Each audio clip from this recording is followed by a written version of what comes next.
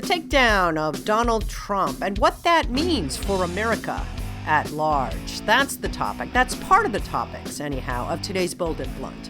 And I'm your host, Cheryl Chumley, giving you a Christian conservative look at today's news, politics, culture, and events. As I speak, Donald Trump is in New York City waiting for the big show, waiting for the circus show brought to you courtesy Manhattan District Attorney Alvin Bragg and his other George Soros type minions, waiting for the show to start. What is happening to America? What is happening to the concept of law and order in America? If I had a toilet flush sound as part of my production material, I would make that sound now. I would flush the toilet because that, ladies and gentlemen, is where law and order, the Constitution, the justice system is going in America, right down the toilet. Before I get into all that, I want to quickly mention, if you like Bold and Blunt, you can get Bold and Blunt at edify.app, the online platform for your faith-based podcast, which, God forbid, we all need a lot more faith these days. You can also get Bold and Blunt, of course, at washingtontimes.com, where you may also subscribe to my 3 times a week newsletter. How do you do it? Well, hold on, I'm going to tell you. Just scroll to the bottom of washingtontimes.com, find the newsletter section, click on it, and find my Bold and Blunt box in that newsletter section. Click on that and sign up for my 3 times a week newsletter. Comes out Monday, Wednesday, Friday. Contains all my commentaries that I write all day long at the Washington Times, giving you the fire and fuel you need to fight back the far-leftist Democrats, which is another name for communists. And you'll also get my twice-weekly Tuesday and Thursday Bold and Blunt podcasts within that newsletter.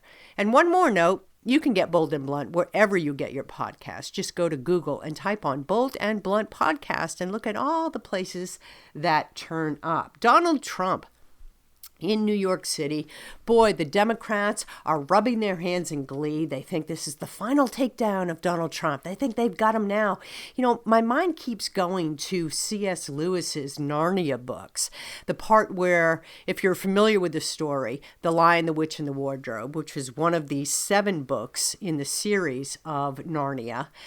If you're familiar with the story, Aslan, the lion, was taken down by the demonic forces when he willingly went to the chopping block, so to speak, in order to save his friends, in order to save the good in Narnia.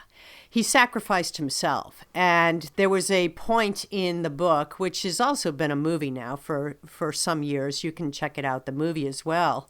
But there was a point in the book after he was taken by these little demonic forces, after he gave himself up to these little demonic forces, and they tied him up and they tied him down to this stone slab, and then they killed him. There was that point where they were all dancing around and shouting and applauding and cheering and just doing the ugly demonic things that ugly demonic figures do when they think they're winning. And my mind keeps going back to that when I think of Donald Trump turning himself in to the DA's office in Manhattan. It just seems like the Democrats are pretty much one and the same as demonic forces now. And I imagine how they're all gathering in their little huddles in the corners of dark offices and restaurants and wherever Democrats go to gather and plot and strategize their evil doings. I imagine they're all rubbing their hands in glee and laughing and so forth. And you can see some of that on social media. You can see the trolls out there just all kinds of crowing about Donald Trump is over, Donald Trump is finished, Donald Trump has come to an end. And guess what? First come Donald Trump, next come Donald Trump supporters. Next come all the conservatives and patriotic Americans out there who support Donald Trump. But more than that, they support the principles for which Donald Trump stands, right? If you go back in time, and there's been so much analysis about where did Donald Trump come from and what brought us Donald Trump and how did someone like Donald Trump, so uncouth, so crass, so discourteous, how did someone like him rise to such heights in the Republican Party and win the White House? Well, it's really very simple. There doesn't have to be this deep analysis of it. What happened was the Democrats kept pushing their far leftist policies, and the Republicans too many times tried to work and coordinate and collaborate with these Democrats. And the ball in America that dictates the political spectrum, the ball kept going down the field farther and farther to the leftists in the Democrat Party, until pretty soon the Democrats weren't Democrats anymore and Republicans weren't Republicans anymore, but Democrats were pretty much Marxist and Republicans had headed into Democrat socialist territory. There weren't enough Republicans on Capitol Hill fighting for the very conservative principles for which they were elected. You remember John Boehner raising the debt ceiling, sitting down and having the beer with Barack Obama and so forth, and then raising the debt ceiling again. And whenever he was called on it, he'd break into tears and cry about it. And there were all kinds of videos of him crying with the tears and so forth. And then there was Mitch McConnell talking about breaking the Tea Party and so forth. And meanwhile, the borders just kept growing more and more porous, and illegals kept coming in, and we kept hearing from Republicans on Capitol Hill who would go out on all the media outlets and pledge, vow, pledge, promise, pledge to tighten up the borders. And they were doing their best. They were fighting, and oh yes, they were fighting against Obamacare. They were trying to put a stop to it, but oh no, they didn't have the 60 vote threshold again. They couldn't do it, so they had to cave once again to Democrats. So it's not that hard. Republicans kept caving to Democrat will, kept bowing to Democrat will for one excuse or another. And meanwhile, our country kept growing more and more Democrat, that is to say, socialist, Marxist, communist, in politics and culture. And conservatives in America just sat up and said, you know what, had enough of it. And then here comes Donald Trump riding on a wave of anger from conservatives who felt nothing but betrayed by their elected officials for years and years. And he stood up and made a case that everybody could understand on the heels of Kate Steinle being gunned down, and that's a little hyperbole there, but being shot and killed on a pier in California by an illegal who had been previously deported 5 times for various felonious offenses.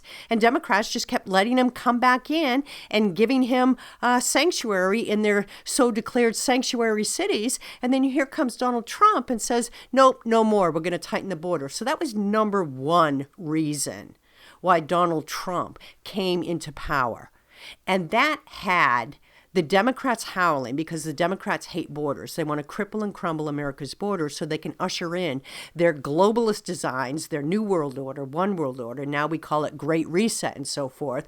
But it's all aimed at the same end game. It's all aimed at allowing just a few bureaucratic elites at the global levels to govern all in the world, including America.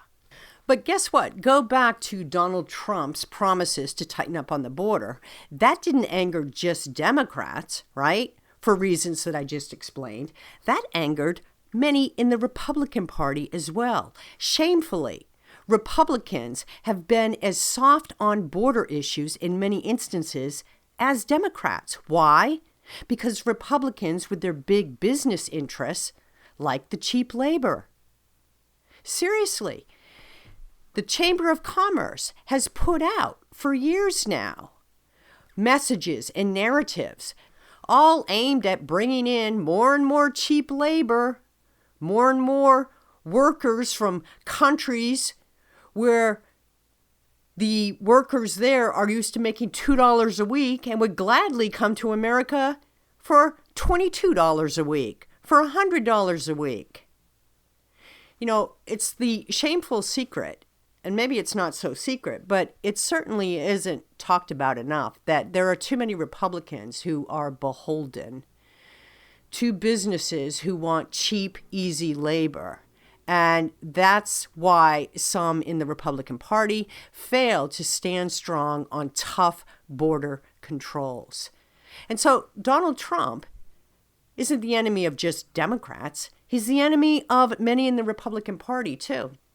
But here's where the most vicious enemy comes from: the global governments, the global forces. You know why?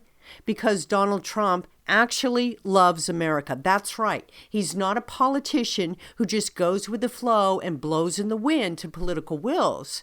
Here's a guy who came into office not owing people anything, because he didn't need all these big money backers, these funders for his campaign. He came into office on a concern for the future of America, didn't like the direction America was going, wanted to bring back America first, make America great again. And the ones who could not stand the most that type of leadership in America are the United Nations bureaucrats, the World Health Organization bureaucrats, the World Economic Forum bureaucrats, all those global bureaucrats who, guess who they have most in common with? Guess who they want to see lead the world? China. And Donald Trump, with his America First, Make America Great Again, stood in their way. So once Trump is taken out of the picture, these globalists think, with Joe Biden, the feckless Joe Biden, the puppet Joe Biden, they think they will have an easy peasy time steamrolling over America. And I just want to quickly mention, if you want to fight this, if you want to fight the globalist takeover America, the one big thing you can fight for in America is God-given. That's right. Remember that phrase, God-given. American exceptionalism is tied to the idea that our rights as individuals come from God, and government is our little servant to protect and preserve those rights. Joe Biden is supposed to serve me and you in protecting the Constitution from enemies both foreign and domestic, which is to say, protecting the ideals of the Constitution, which is to say, the ideal of God-given individual liberties. That right there is what makes America great, exceptional even, and that right there is what the globalist forces cannot fight against. They cannot stand up to individuals in America who know that government is a little servant and that their rights as individuals come from God. Every fight in America finally ends at the doorstep of God-given individual liberty. So if you want to make a mark in this world and fight to keep America free for the foreseeable future, for future generations, for your kids and my kids, then remember, the ultimate fight here is to preserve God-given liberties. That's what sets off all the communists of the world. That's what gets them going. That's what gets them angry. That's what gets their goats going. That's what they want to ultimately kill in America, that spirit of America, that spirit of knowing that government's your little servant. Government is there to serve you because you don't need government because you have God. That's why in communist countries, they always ultimately, in the end, boot out religion, boot out God, boot out churches. At least all those religions and churches that are not rubber stamped by the government, by the communists in the government. The United Nations wants a one world religion for a reason, so they can control where the worship goes. Well, I've talked too much, but just know this. Donald Trump being taken down is plan one by these leftists. Plan two, or plan B, the next step, is to go after all the Donald Trump supporters. Until ultimately in America, the only ones who will be allowed to speak, the only ones who won't be afraid to speak, are the far leftist loons that dominate like the transgender community, right? Or the teachers' unions, or the Democrat Party. So here to talk about the takedown of Donald Trump, the fate of America, and some of the major issues facing America right now is my special guest, Ryan Weaver. He is a former Black Hawk helicopter pilot in the U.S. Army turned country music star. He's also an unapologetic patriotic American, which makes him the ideal guest for Bold and Blunt. Ryan Weaver, thank you so much for being on Bold and Blunt. It's great to have you here. Thanks so much for having me. I appreciate it. There's so much I wanted to talk about with you, but let's start because of your military background. You were a Black Hawk pilot in the Army, correct? Mm-hmm. And then now you are a country music star and just all around red, white, and blue patriot. So let's start with the military. What is going on, either through your own personal viewing or through contacts that you still have in the military, with the wokeness? What's that doing to the esprit de corps of our military?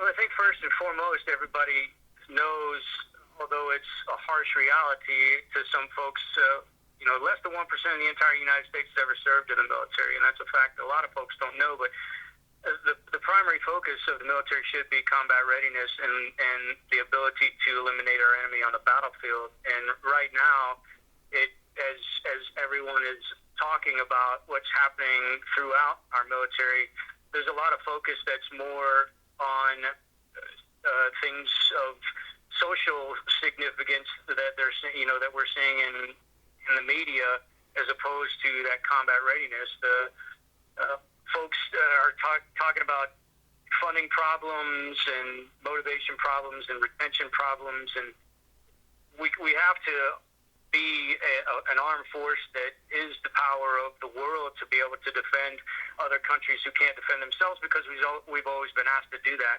And the problem is now we just don't. We're having less and less capabilities, but we don't have the teeth that we used to have as a military service, or we're not seeing that because we have I like to call him the clown in chief running things, and it's just not a focus on lethality as opposed to the wokeness that we're seeing right now. Yeah, the clown in chief is actually a good descriptor for Joe Biden, because let's remember, he's not just the president of America. He is the commander in chief of the military forces. And if I'm China, if I'm Russia, North Korea, Iran, right now, I am rubbing my hands in glee looking at this White House. You can look at the most basic level when it comes to President Biden's leadership skills. As a two-time Gold Star family member, my brother was killed in Iraq when we were both deployed there. He was a cancer survivor and was shot down in the back of a medevac helicopter on the way to Baghdad Hospital for a checkup. And then my brother-in-law was killed in Afghanistan piloting a Black Hawk that was taken out of the sky. When you see a president of the United States checking his watch every time you see flag-covered caskets passing in front of him, and the families of those fallen are the ones that witnessed that personally, and they're the ones that spoke up about it. And you wonder, when you have a president of the United States that's doing that, does he have any regard to our military service members at the most basic level? And you can't help but think that Russia and China are laughing at us right now, and knowing that they have the capabilities of floating a balloon across the top of our country and intercepting our aircraft with their aircraft in international airspace, and not having any kind of repercussions. It's a really sad state of affairs in that regard. I'm so sorry to hear about your brother and brother-in-law. I was not aware of that, and they gave the ultimate sacrifice to this nation. And for patriotic Americans in general, it just rubs raw when you hear the younger generations decry America and embrace things like socialism over capitalism. But when you have a family member or more than one family member who have given the ultimate sacrifice in defense of America, it must rub even rawer. For me, it's hard not to take it personally and look at what this country means to me. Every single day when I wake up, I know that this is the greatest country in the world, that we have the freedoms and the ability to accomplish our dreams because of the sacrifices of those heroes. And when that sacrifice is taken for granted, or all, with our family, those sacrifices are taken for granted, it really is sad. And I think that a lot of folks out there have become numb to the fact that patriotism now is politics. Loving your country is now a political statement. Loving the red, white, and blue, and honoring our flag and honoring the sacrifices of those heroes is now a political statement. It makes absolutely no sense to me, because both sides of the aisle should feel that way about our country, and both sides of the aisle should honor those sacrifices regardless. Maybe if we did something like Israel, right? Israel requires all citizens to serve 2 years in some sort of military capacity. What if America were to do that? Don't you think that would quickly change the viewpoint of younger America to become more patriotic? I would say that. I would say that before this president became president, potentially. Now I have a big there's a big doubt when it comes to that, because since the wokeness is becoming more prevalent in our military, because you have folks that are falling for the lies and falling for the deceit and making emotionally based decisions now as opposed to logically based decisions. I don't know if that would be a bigger hindrance to our military, to have folks forced into it when we're seeing what we're seeing across the country, when people can't seem to get their act together just on a day-to-day basis and get along because of their opposing political views. Yeah, look what's happening. You make a good point there. Fair enough. And to further that, look what's happening right now with Donald Trump and this indictment. And it's just a snowball of anti-Trump, Trump derangement syndrome actually going on out there. The thing about the indictment, someone asked me, what do you think about this in a podcast? And the first thing I said is the same thing that everybody else said. We're just going to hand him a landslide victory in the president in the next election, provided that we don't have election integrity problems again, which I doubt is going to happen. There are going to be election integrity problems. There always are. But, who in the history of America can look back and say, what we're seeing right now that is solely one-sided, advocating for violence, advocating for going after a former president on a misdemeanor charge that's out of the statute of limitations, that really doesn't have anything. They're just doing it. We all know that they're just doing it to try to keep him from running. And how is it that the left can do all of these things, be a proponent for the violence, tell people to go out there and get in people's faces, do all these things, and not have any repercussions? I wonder when the Republicans in D.C. are going to start really standing up and doing something about it. Because we have all these committees where they interview everybody and they put everybody under, testifying under oath, and people are lying to them, and it doesn't matter, and you're not seeing any kind of change. So I think that both sides, obviously the Democrats are going to keep doing what they're going to do, but when are the Republicans going to stand up? I'm a Republican voter. I've always voted conservative. Actually, I have to take that back. I voted for Obama the first time while I was on active duty. I didn't vote for him the second time. And the reason was because they sold a great lie, and I bought it as a voter. And I bought that vote once, and I would never buy that, I bought that story once, and I would never buy it again. Having said that, why anyone could think that it's acceptable to do what we're seeing, especially with Donald Trump, when we know he's the anti-establishment president, why anyone could think that's acceptable is beyond me. What was it that made you vote for Obama the first time? What was it that resonated with you? Well, I think that I was on active duty. I served underneath 4 different presidents, and I got to see the ups and the downs of every president when we were serving. And as a officer in the Army, I went to combat under Bush. I got to see what we were and were not doing in Iraq, and how things were. It was almost starting to turn into another Afghanistan, and what was the end goal? What was the end result? And not a huge fan of what Bush did in the desert any more than I'm a huge fan of what Obama did in creating that power vacuum over there that started ISIS and started ISIL, that whole process that occurred after that, and the terrorism that blew up across the world because of what happened over in Iraq. I had to see what if Obama was going to come through with his promises, if he actually was going to do what he said. Bush did a lot of what he said he was going to do, and he didn't do a lot of what he said he was going to do. So all that aside, saying this, the Republican running, candidate was not necessarily right. the choice for the Republican Party anyway.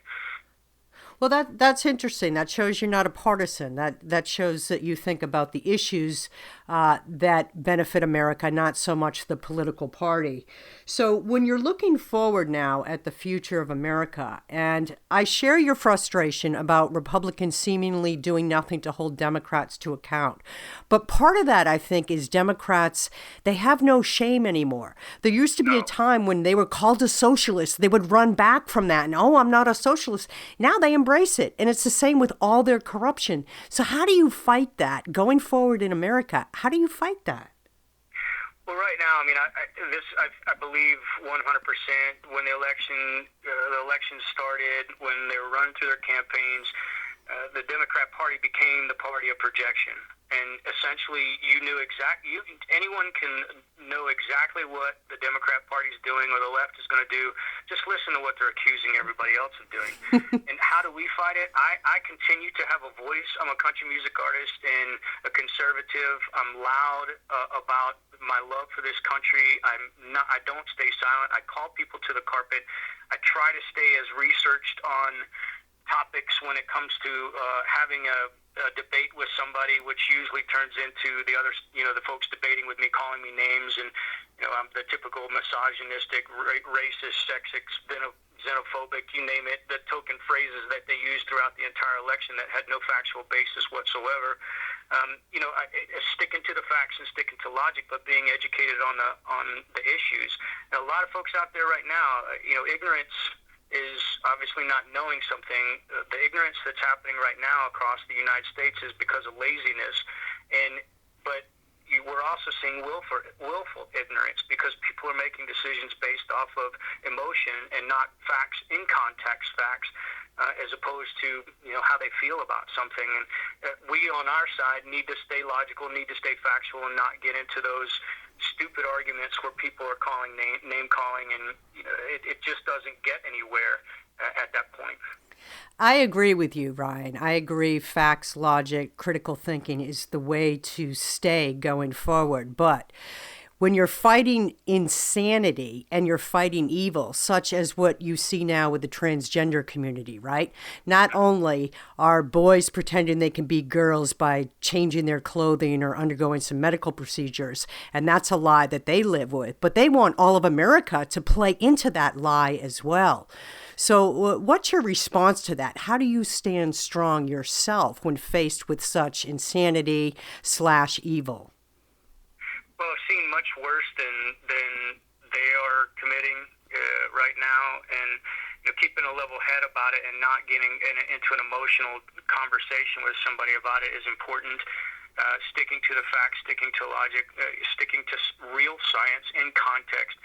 A lot of folks like to take facts, pick and choose, cherry pick those facts. Make sure that the facts are presented in context. And we're seeing an escalation of violence from the folks that are saying they're under attack. And I would question anyone that's out there, and I have several questions for the left that no one can ever seem to answer. But can anybody provide any contextual statistics that show that the trans community is under attack? Now, I can provide many contextual statistics that the trans community right now is escalating their violence, as opposed to just saying we want trans rights and whatever. And I'd love for someone in the trans community to tell me what rights they don't have that other Americans have, other than a dude not going into a girl's bathroom where children could be and women are. Those kind of things. Obviously, I don't have that right as a man to do that. A biological man. Why would a trans person that is a man dressing as a woman have that right as well. They don't have any less rights than anybody else out there. If they want to go get married, go to a state that allows you to do that, and keeping that the state's laws in the states as opposed to the federal government controlling that is a great thing. So, for me, I don't get involved in the heated, hateful argument discussions. It's easier for me to just block somebody and make them disappear, because it's clear once, like I said before, when the name calling starts happening and someone is wanting to be violent and all the things that we're starting to see escalate across the country, the best thing to do is just not be involved in it. It's really sad how Democrats will exploit victims, right? Children, the youngest in America, and transgenders for their own political gain. Because really, transgenders, to me, it's a psychological disorder. There's something wrong and they should be treated for it. And Democrats, they just want to exploit it for political purposes, it seems. Well, they did the same thing for BLM. Yes. I just actually posted on this and said, I have several friends that are not heterosexual, and they're amazing people. They're kind, they're generous, they're understand, and they are not screaming at people to tell them all. To tell everyone else who they love because they aren't a heterosexual. That's their own business. Grown, normal people don't do that. Right. And now this clown show that we're seeing, where they are the trans community, which is a very small community in our population, is being used for political gain to create division. And the more division the Democrat Party can create, the more power they have. They did, like I said, they did the same thing for BLM, a fraudulent organization that swindled people out of millions and millions of dollars. They inserted Antifa, a bunch of mostly white kids being paid to burn down cities, to attack people, to murder people. They brought all of that in there with the quote-unquote summer of love, and then all of a sudden they got tossed to the side. We're seeing this now, all this violence. We're seeing this use of the transgender community, the LGBTQ community, I guess you could call it the alphabet community, because there's a lot more letters now, I guess. There are a lot more letters associated with it. You're seeing the left embrace all of that. And most people that are now embracing what you're seeing now were completely against it. I mean, Joe Biden himself said marriage should be between a man and a woman. And he flipped everything that he believed in when he was trying to get votes with that perspective and that narrative to the opposite perspective. And everybody says, oh, he learned. The guy's lost his mind. He hasn't learned anything. All he knows is that if I say this because my puppet masters are telling me to say it, I'm going to get more votes, and that's how we're going to do it. And it's absolutely ridiculous. I mean, and ask BLM if they got a seat at the table after the election. Never did. And it's going to happen with this community as well. They're going to damage themselves attacking fellow Americans and threatening violence to get more rights than they already have. They're equal to everybody else, and they're going to damage the community even more, and they're going to sit back after it's all said and done, when they're tossed off to the side, and say, I cannot believe we just destroyed, and my friends that I was just telling about, I can't believe we just destroyed the values that we hold for ourselves, when we can have our rights, we can do what we want to do, and we're now not talking about killing other people or going into schools and shooting children because of their Christian faith. I mean, it's horrible. Yeah, really good points. There you go again, using facts and logic. And it's been great to chat with you on Bold and Blunt. I want to give you a quick minute, though, Ryan, to tell people where they can listen to your music. Do you have tour dates? Where can they hear you? Absolutely. My website is ryanweaver.net, and my next show is going to be in July, and that's in Arizona. I'll be doing a show in Prescott, Arizona. But we're adding shows weekly as we go. If anybody wants to come out and see something, or I also do motivational speaking. We have the Great American Summit coming up in Texas. All of these dates and places and information about my shows will all be on ryanweaver.net. Ooh, what's the date for that summit, that conservative summit? You know what? It's actually in June. I apologize. June? So that'll be my first. We haven't got a concert scheduled for that, but I am doing a motivational speech on that. There are a bunch of motivational speakers that'll be part of it. If anybody wants to get involved with that, the Great American Syndicate is the organization that is running the Great American Summit. Last year we had amazing speakers. David Webb came out. Just a ton of great speakers that were on board. And this year it's going to be just the same. But if anybody wants to sponsor or be involved in it, they'd love to have you. So you can look that up on my website or on my social media at Ryan Weaver Country on Instagram and Facebook. Blue check mark. If it's not blue check mark, it's not me. But yeah, you can find me all there. Excellent. I'm definitely going to check out that summit. Thank you so much. Thank you for your time and for speaking so bluntly and boldly on Bold and Blunt. It's great to have you. Thank you so much for having me. I truly appreciate it. RyanWeaver.net. I'm on the website now. There's all kinds of stuff to check out there. And that's Weaver, Weaver, by the way. Thank you for listening. I want to remind you, if you like Bold and Blunt, you can get Bold and Blunt at edify.app, at washingtontimes.com, or wherever fine podcasts are offered. Tune in next time. And in the meanwhile, don't forget, stay blunt, stay bold.